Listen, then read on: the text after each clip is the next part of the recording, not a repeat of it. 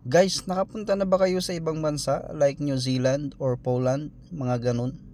Well, pareho tayo. Ako hindi pa rin nakakapunta sa mga ganung lugar.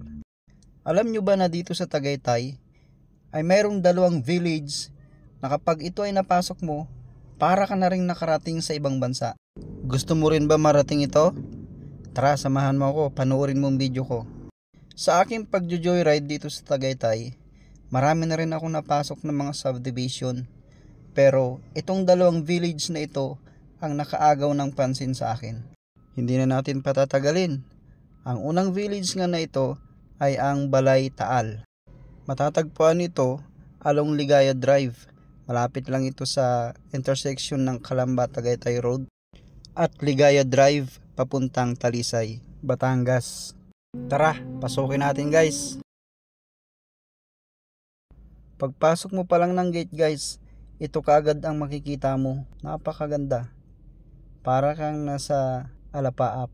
Itong lugar na to. So, ito yung ano guys Balay Taal. May houses pala rito. Pagkapasok mo ng gate, tatanungin ka ng guard kung anong houses. So, sabi sa akin ng guard, diretso lang ito. May bahay na malaki kay Garcia Residence daw. So, ganun din, matarik din dito. Dito sa village na to, halos puro kalsada lang ang nabidyohan ko. Kasi nga nakalagay sa CP holder ang aking mobile phone. So, kaya ganon. Guys, ganito kalalaki ang mga bahay dito sa village na ito. Pangalawang village guys is itong Crosswind Village. Matatagpuan ito malapit sa People's Park. Pero bago natin pakita yan, susunduin ko muna yung aking pasahero. Dito din sa along Ligaya Drive. Ito nga, pababa na tayo. Halos sobrang sa sharp ng mga curves dito. At sobrang tarik ng daan. So ito, binabaybay na natin papunta sa pasahero. Yung pasahero nga palang susunduin ko is papuntang Crosswind Village. Mamamasyal lang sila. Doon sila kakain. So galing pang Palawan ang mag-asawang ito.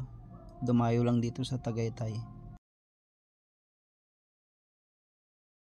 So ito na guys, na-pick up ko na mag-asawang ito at ihatid ko na sa Crosswind Village para sila ay kumain at mamasyal.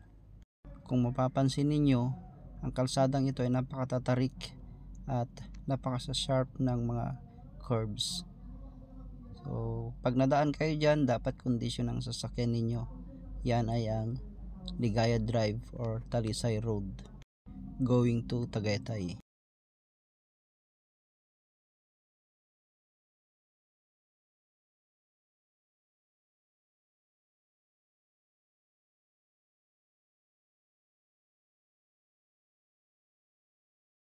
Dito nga guys ay nagtatanong yung nasa unahan kong kotse kung saan yung kanilang pupuntahan. So ganun din ako, nagtanong din ako kung saan yung Dear Joe. Mahirap kasi hanapin yung restaurant na yun dito sa Crosswind.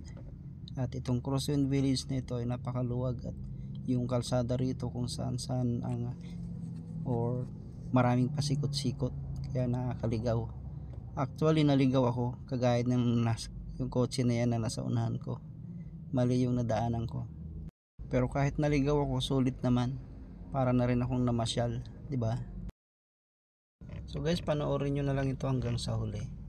Ang maipapakita ko lang dito is napakaganda talaga ng mga view. At malalaking mga puno, mga streets na nakakaligaw. At parang refreshing talaga itong lugar na ito. Napakaganda. Panoorin nyo na lang guys. Yung bahay dyan, malalaki din dyan. Ito yung Crosswind Village. Ang hinahanap ko nga pala dito guys is yung Dear Joe sa itong restaurant dito sa Crosswind na sikat. Maraming dumadayo sa restaurant na to, itong Dear Joe.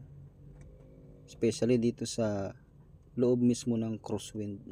Kasi kahit saan ka pumunta rito, pwedeng mag selfie selfie para ka talagang nasa New Zealand or nasa ibang bansa.